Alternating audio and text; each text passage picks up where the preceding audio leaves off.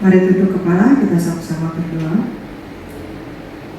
Terima kasih Tuhan yang baik, kami masih boleh diizinkan untuk beribadah kepada Engkau. Terima kasih kami masih bisa berkumpul di tempat kami masing-masing untuk mendengarkan sebagian kecil daripada firman-Mu. Biarlah Tuhan yang menguasai seluruh hati dan pikiran kami, sehingga setiap benih firman Tuhan yang ditaburkan sejatuh di tanah hati yang subur dan membuat iman kami berbuah-buah bagimu. Hanya di dalam nama Yesus kami berdoa dan bersyukur. Amin. Salam damai sejahtera bagi kita semua, Bapak Ibu Saudara. Saya yakin kita semua berada dalam kondisi yang sehat-sehat, berada di rumah masing-masing bersama dengan orang-orang yang kita kasihi. Hari ini kita akan belajar dari 2 Korintus 1 ayat yang pertama sampai yang ke-15. 2 Korintus 8 ayat 1 sampai yang ke-15. 2 Korintus 8 ayat 1 sampai yang ke-15. Bapak Ibu bisa mengikuti pembacaan ayat ini dengan Alkitab masing-masing. 2 Korintus 8 ayat 1 sampai yang ke-15, atau juga bisa mengikuti layar yang ada di belakang saya. Pelayanan kasih. Saudara-saudara, kami hendak memberitahukan kepada kamu tentang kasih karunia yang dianugerahkan kepada jemaat-jemaat di Makedonia. Selagi dicobai dengan berat dalam pelbagai penderitaan, sukacita mereka meluap, dan meskipun mereka sangat miskin, namun mereka kaya dalam kemurahan. Aku bersaksi bahwa mereka telah memberikan menurut kemampuan mereka, bahkan melampaui kemampuan mereka. Dengan kerelaan sendiri mereka meminta dan mendesak kepada kami supaya mereka juga beroleh kasih karunia untuk mengambil bagian dalam pelayanan kepada orang-orang kudus. Mereka memberikan lebih banyak daripada yang kami harapkan. Mereka memberikan diri mereka pertama-tama kepada Allah, kemudian oleh karena kehendak Allah juga kepada kami. Sebab itu kami mendesak kepada Titus supaya ia mengunjungi kamu dan menyelesaikan pelayanan kasih itu sebagaimana ia telah memulainya. Maka sekarang sama seperti kamu kaya dalam segala sesuatu, dalam iman, dalam perkataan, dalam pengetahuan, dalam kesungguhan untuk membantu, dan dalam kasihmu terhadap kami, demikian juga lah hendaknya kamu kaya dalam pelayanan kasih ini. Aku mengatakan hal itu bukan sebagai perintah, melainkan dengan menunjukkan usaha orang-orang lain untuk membantu. Aku mau menguji keikhlasan kasih kamu, karena kamu telah mengenal kasih karunia Tuhan kita Yesus Kristus, bahwa Ia yang oleh karena kamu menjadi miskin sekalipun Ia kaya, supaya kamu menjadi kaya oleh karena kemiskinannya. Inilah pendapatku tentang hal itu yang mungkin berfaedah bagimu. Memang sudah sejak tahun yang lalu kamu mulai melaksanakannya dan mengambil keputusan untuk menyelesaikannya juga. Maka sekarang selesaikan jugalah pelaksanaannya itu. Hendaklah pelaksanaannya sepadan dengan kerelaanmu, dan lakukanlah itu dengan apa yang ada padamu. Sebab jika kamu rela untuk memberi, maka pemberianmu akan diterima. Kalau pemberianmu itu berdasarkan apa yang ada padamu, bukan berdasarkan apa yang tidak ada padamu. Sebab kamu dibebani bukanlah supaya orang-orang lain mendapat keringanan, tetapi supaya ada keseimbangan. Maka hendaklah sekarang ini kelebihan kamu mencukupkan kekurangan mereka, agar kelebihan mereka kemudian mencukupkan kekurangan kamu, supaya ada keseimbangan. Seperti ada tertulis, orang yang mengumpulkan banyak tidak kelebihan, dan orang yang mengumpulkan sedikit tidak kekurangan. Nah, Bapak Ibu Saudara, 2 Korintus ini ditulis oleh Rasul Paulus berupa surat kepada jemaat di Korintus. Tujuannya adalah untuk mengingatkan jemaat ini kepada janji yang mereka lakukan sendiri. Karena jemaat Korintus pernah berjanji kepada Paulus untuk berbagi berkat yang mereka miliki dan menyumbang bagi Yerusalem. Tapi seiring dengan berjalannya waktu, mereka seolah-olah lupa dengan janji dan komitmen mereka. Nah, jika kita mengerti alasan-alasan kenapa kita harus berbagi berkat, kenapa kita harus sharing, kenapa kita harus memberi persembahan, maka akan timbul dorongan atau kerinduan dari dalam hati kita sendiri untuk melakukannya tanpa disuruh-suruh. Semua manusia pengen mendapatkan berkat dalam hidupnya. Keluarga yang harmonis, harta yang banyak, jabatan yang tinggi, perlindungan Tuhan, kebahagiaan, kesejahteraan, kemakmuran, sukacita, dan sebagainya. Nah, sebagai orang-orang percaya, kita mendapat berkat khusus, antara lain keselamatan, ada Roh Kudus yang menegur dan menghibur kita, ada talenta yang melengkapi kita dalam melayani Tuhan, dan seterusnya. Mari kita pelajari ada 3 alasan yang mengapa kita harus berbagi berkat dengan orang-orang di sekitar kita. Karena ayat 1-3 yang tadi sudah kita baca mengajar kita bahwa berkat yang kita nikmati itu adalah anugerah Tuhan. Berkat yang ada di dalam hidup kita itu adalah karunia Tuhan, pemberian Tuhan. Nah, Rasul Paulus menceritakan tentang jemaat Makedonia dalam suratnya kepada jemaat Korintus ini, bahwa jemaat Makedonia itu mengalami penderitaan, ya, kesulitan, ya, walaupun tidak pernah dijelaskan secara nyata oleh Rasul Paulus. Bahkan Rasul Paulus juga menyinggung di dalam surat-suratnya yang lain, dalam Filipi, dalam 1 Tesalonika, dan sebagainya tentang jemaat Makedonia ini. Di ayat yang kedua ada 2 kalimat yang menggambarkan keadaan jemaat Makedonia yang tadi sudah kita baca. Yang pertama, mereka dicobai dengan berbagai penderitaan. Yang kedua, kondisi mereka sangat miskin. Nah, penderitaan yang mereka alami diakibatkan dari tekanan terhadap iman mereka. Kehidupan mereka sebagai orang-orang yang percaya kepada Kristus ditekan, ditindas, dan itu berdampak kepada kondisi perekonomian mereka. Sulit bekerja, sulit berusaha, dan menjadikan mereka amat miskin. Walaupun demikian, jemaat Makedonia tetap bisa berbagi berkat. Mereka jadi teladan bagi jemaat lain dalam hal memberi. Bahkan mereka memberi melebihi kemampuan mereka. Mereka menjadi berkat dengan ambil bagian melayani orang-orang kudus. Siapa orang-orang kudus ini? Orang-orang kudus di sini adalah pengikut-pengikut Kristus di masa awal pada waktu itu. Mereka tinggal di Yerusalem dan mereka hanya punya sedikit uang, sedikit dana untuk melanjutkan pelayanan mereka, sehingga orang-orang Kristen yang ada di kota-kota lain diminta untuk memberikan sumbangan supaya pelayanan mereka bisa tetap berjalan, saling mendukung, saling support. Nah, Bapak Ibu Saudara, jemaat Makedonia sadar akan berkat-berkat Tuhan dalam hidup mereka.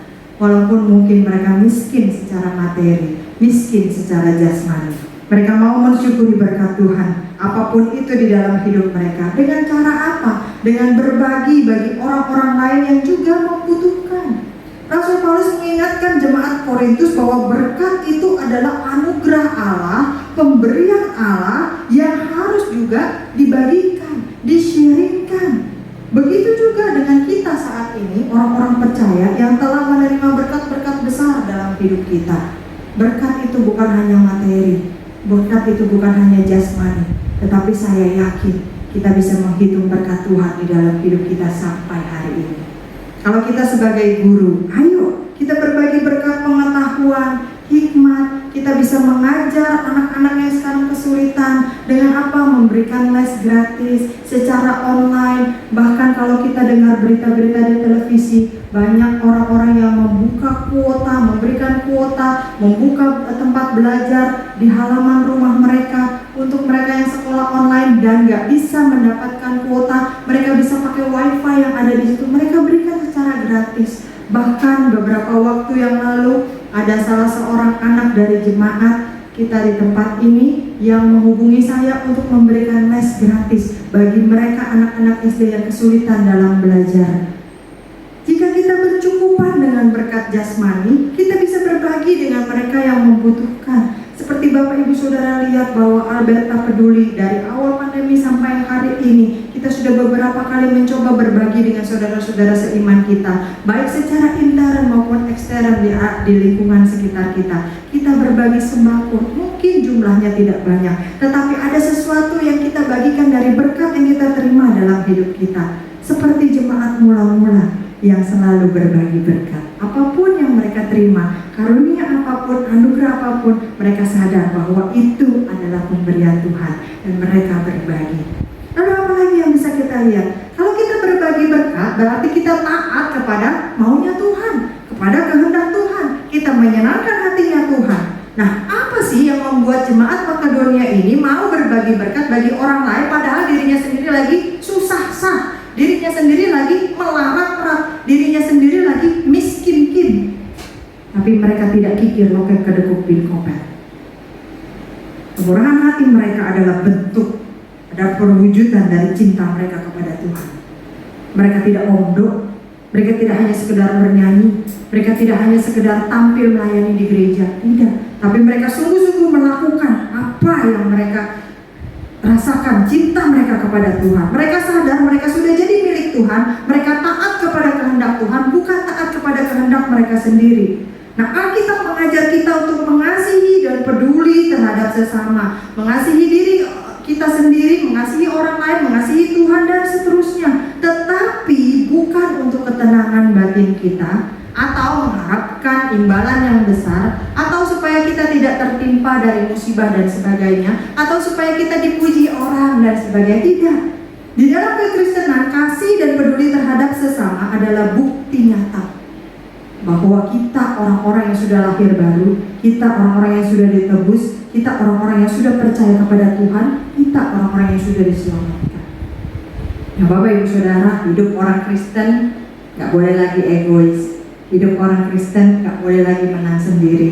Hidup orang Kristen gak boleh lagi serakah. Hidup orang Kristen gak boleh lagi kikir loket kedekuk bin kopet. Orang Kristen harus taat terhadap firman Tuhan. Firman Tuhan bilang peduli dan mengasihi sesama seperti dirimu sendiri. Peduli dan mengasihi sesama, kasihi Tuhan Allahmu dan seterusnya. Jadi kita harus lakukan itu, kita taat, lakukan dengan tulus, sukacita dan rela untuk berbagi berkatnya. Toh Tuhan juga yang memberikan berkat itu di dalam hidup kita. Nah, firman Tuhan harusnya menjadi bagian dari hidup kita, sehingga ketika kita melakukannya, kita nggak terpaksa. Ketika kita melakukannya, itu nggak jadi beban. Ketika kita melakukannya, nggak dengan ngedumel. Ketika kita melakukannya itu dengan ikhlas, dengan tulus, dengan taat untuk menyenangkan hati Tuhan. Dengan tulus dan sukacita kita mau berbagi berkat. Kita mau taat bukan karena iming-iming dapat berkat yang lebih besar. Kalau kita memberikan persembahan sekian, lalu kita hitung-hitung nanti akan dapat kelipatan sekian, bukan. Kita memberikan persembahan, kita berbagi dengan orang-orang yang lain di sekitar kita, orang-orang yang membutuhkan. Karena kita merayu Tuhan, Tuhan lihat ya, aku sudah menyenangkan hatimu nih. Tuhan lihat ya, aku berbuat sesuatu nih. Tapi terus ada embel-embelnya, ada ujungnya. Tidak. Kita berbagi dengan sesama. Kita berarti taat kepada kehendak Tuhan karena kita mengasihi Tuhan dan mau menyenangkan hatinya. Apakah Bapak Ibu Saudara menyadari bahwa ketika sebelum pandemi kita masih bisa ibadah di dalam gedung gereja kita, ada seorang jemaat yang rajin sekali secara rutin untuk mencucikan sarung-sarung kursi yang Bapak Ibu Saudara duduki setiap minggunya. Sepertinya dia mencuci dengan tangannya atau dengan mesin cuci, tapi bukan itu yang menjadi masalah. Yang menjadi perhatian adalah bagaimana jemaat ini pingin ambil bagian, berbagi sesuatu, berbagi berkat Tuhan, menunjukkan kasihnya kepada Tuhan dengan taat. Dia melakukan apa yang dia bisa. Mungkin dia tidak berkelimpahan secara materi, tidak berlebihan secara berkat jasmani, tapi dia punya tenaga sehingga dia gunakan itu untuk mencucikan sarung-sarung jok, sarung-sarung kursi yang Bapak Ibu Saudara duduki, semua yang ada di dalam ruangan gereja kita. Apakah namanya dituliskan dengan tinta emas di warta gereja? Tidak.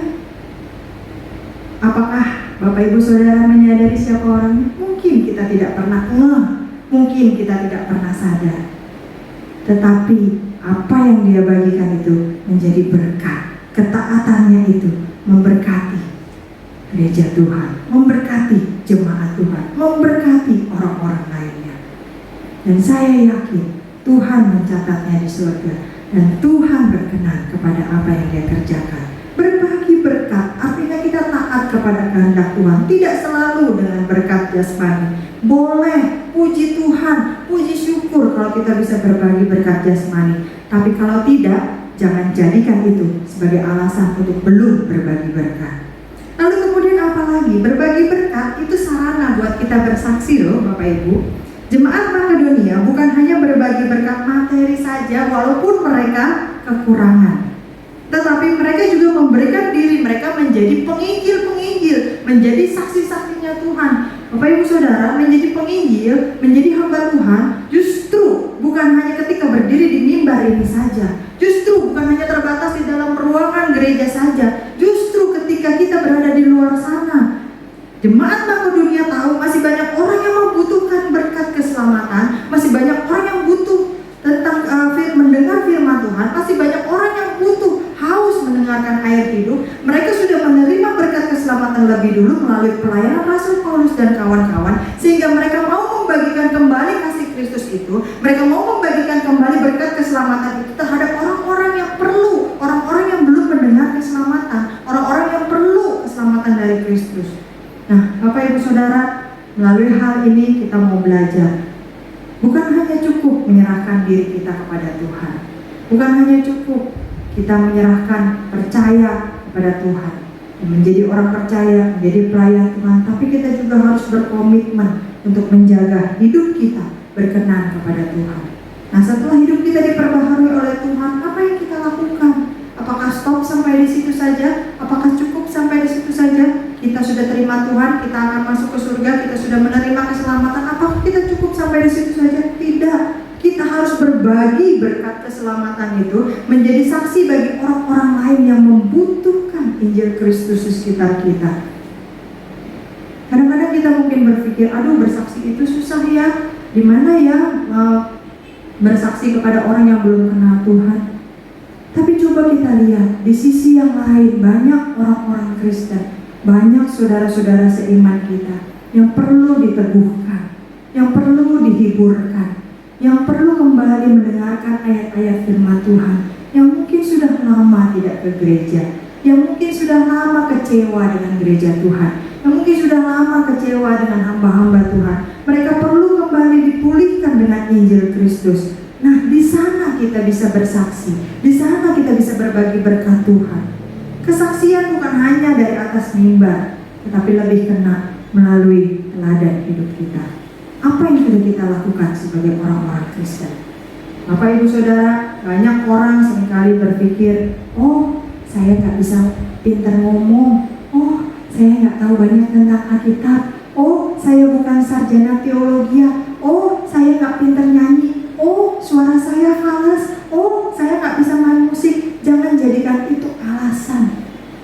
Seringkali saya katakan, ketika kita ngobrol dengan sesama ibu-ibu, itu mudah saja kita menjadi saksi Tuhan. Pasti di zaman sekarang ini banyak ibu bapak yang merasa susah ya, anak-anak sekolah online, mesti kerjain tugas lagi di rumah, mesti urus rumah tangga, mesti urus anak juga, mesti bantu tugasnya juga, dan seterusnya. Lama-lama jadi stres, frustrasi, depresi, begitu kan. Nah, di sana kita bisa berbagi. Iya, sama ya, saya juga ngalamin, saya juga punya anak 2, 3, 4, 5. Saya juga, anak-anak saya juga sekolah online. Susah ya soal kuota. Iya benar, susah ya soal ini. Iya, saya juga mengalami. Tapi puji Tuhan, waktu saya putus asa, waktu saya stres, saya bisa masuk kamar berdoa. Saya punya juru selamat, Tuhan Yesus Kristus, pasti bisa menolong. Itu bisa kita bagikan. Gak perlu mungkin kita buka-buka ayat Alkitab yang jelimet-jelimet, tapi kita bisa bersaksi melalui hidup kita. Iya, anak saya juga suka nakal, kadang-kadang suka males juga bikin PR, bikin tugas mesti dikejar-kejar. Jadi selalu malam saya tumpangin tangan, saya serahkan sama Tuhan, biar Tuhan kasih hikmat, biar Tuhan yang kasih perubahan yang positif di dalam hidupnya. Itu yang bisa kita lakukan. Apa yang kita lakukan dengan hidup kita, kita bagikan kepada yang lain. Jadi bukan alasan macam-macam, tidak bisa bersaksi, tidak bisa bernyanyi, tidak bisa melayani, dan seterusnya.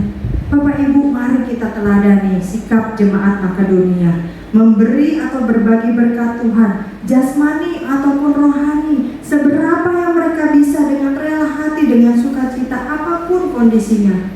Karena kita sadar Tuhan sudah lebih dahulu mengasihi kita, Tuhan sudah lebih dahulu memberkati kita, Tuhan sudah lebih dahulu memelihara hidup kita sampai hari ini. Kondisi kita saat ini bukan alasan untuk nggak berbagi berkat. Kondisi kita saat ini bukan alasan untuk tidak bersaksi. Kondisi kita saat ini bukan alasan untuk tidak melakukan firman Tuhan. Justru dalam kondisi sulit seperti ini, terkadang kita malah bisa lebih berbagi berkat. Kita bisa lebih menjadi berkat bagi orang lain selama kita rela taat melakukan kehendak Tuhan. Berbagi kesaksian tentang Injil bisa kepada siapa saja, kepada orang-orang yang sama sekali belum pernah mendengar tentang Injil, kepada orang-orang yang sama sekali belum percaya dan menerima Yesus Kristus sebagai Tuhan dan Juru Selamatnya, ataupun kepada mereka, saudara seiman kita yang perlu dipulihkan, perlu dihibur, perlu diteguhkan, perlu dikuatkan kembali. Kita bisa berbagi berkat melalui sikap hidup kita, menyentuh jauh lebih dalam daripada hanya sekedar kata-kata saja. Mulai hari ini Bapak Ibu Saudara, jangan kita pakai alasan A, B, C sampai Z untuk berbagi berkat dalam hidup kita. Jangan kita pikir ketika berkata tentang berkat hanya bicara tentang materi, hanya bicara tentang uang. Puji Tuhan kalau Tuhan berikan itu berkelimpahan dan kita bisa berbagi. Masih ingat bagaimana janda yang memberikan uang 2 peser?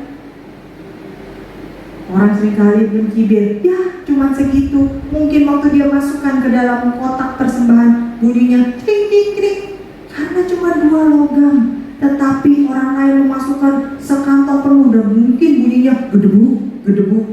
Tapi Yesus yang memperhatikan ketika di pinggir kotak persembahan itu, Yesus bilang apa sama murid-muridnya? Janda itu memberikan lebih banyak daripada orang-orang lain. Mungkin dia hanya memberikan 2 koin, tapi itu semua yang dia punya. Seberapa yang ada pada kita, kalau kita rela untuk memberikannya, untuk berbagi dengan sesama, Tuhan bisa memberkatinya untuk menjadi berkat kembali bagi hidup kita. Ingat kisah 5 roti dan 2 ikan?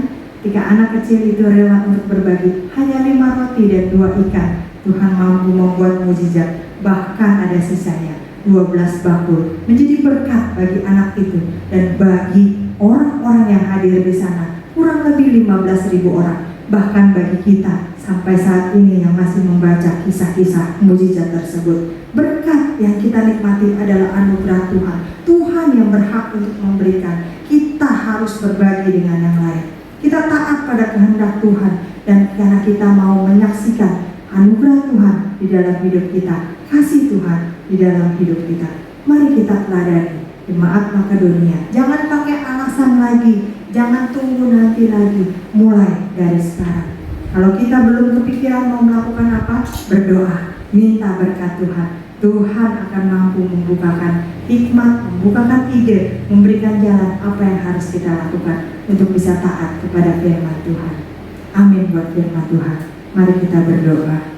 Bapa di dalam surga, kami masih berada di dalam kondisi yang sulit saat ini. Namun kami percaya berkat-Mu di dalam hidup kami tidak pernah berkekurangan. Tuhan selalu memenuhi kebutuhan hidup kami, baik jasmani maupun rohani. Bapa di dalam surga, ingatkan kami, mampukan kami, gerakan kami untuk kami bisa berbagi dengan orang-orang di sekitar kami melalui apa yang bisa kami lakukan. Syukur kepada Tuhan kalau kami bisa berbagi hal-hal yang materi, kami bisa berbagi berkat-berkat jasmani kepada orang-orang di sekitar kami. Biarlah kami bisa melakukannya dengan rela hati dan sukacita, karena kami mau menunjukkan betapa kami mengasihi Engkau. Tuhan, namun jika kami belum mampu untuk melakukan hal tersebut, biarlah Tuhan memberi kami hikmat bahwa kami bisa melakukannya dengan cara yang lain. Kami tetap bisa berbagi. Jauhkanlah sifat kikir, loket, kedekut, pin, kopet dari hati kami Tuhan, karena kami sudah diubahkan menjadi ciptaan baru. Kami tidak mau menggenggam terus berkat Tuhan di dalam hidup kami. Kami tidak mau menjadi laut mati yang tidak mengalir kemana-mana. Tuhan, Tolong kami, beri kami hikmat. Mungkin kami bisa berbagi pengetahuan kami. Mungkin kami bisa saling mendoakan. Mungkin kami bisa saling mengirimkan renungan-renungan, artikel-artikel rohani yang menguatkan. Mungkin kami bisa saling menyapa. Mungkin kami bisa saling mengobrol. Kami bisa menjadi teman bagi satu dengan yang lainnya. Terima kasih Tuhan, kalau kami masih diingatkan bahwa kami bisa bersaksi dan perlu untuk bersaksi, bukan hanya untuk orang-orang yang belum pernah mengenal dan membutuhkan keselamatan, tetapi juga bagi saudara-saudari seiman kami yang mungkin sudah lama terhilang, sudah lama tidak ke gereja, sudah lama tidak berdoa, sudah kecewa dengan organisasi rohani, sudah kecewa dengan gereja Tuhan, sudah kecewa dengan hamba-hamba Tuhan. Mari Tuhan, jadikan kami alat-Mu, jadikan kami alat kesaksian untuk membawa mereka kembali. Mereka yang sudah pernah mendengar berita Injil, Tuhan kembalikan mereka ke rumah Tuhan, Tuhan kembalikan mereka ke hadapan, sehingga mereka tidak terhilang. Terima kasih Tuhan, terima kasih Roh Kudus. Kami percaya Engkau akan terus memimpin kami, membimbing kami, mendidik kami, supaya kami bisa mampu melakukan kehendak-Mu, melakukan firman Tuhan. Hanya di dalam nama Yesus kami berdoa dan bersyukur. Percaya bersama kita katakan, amin.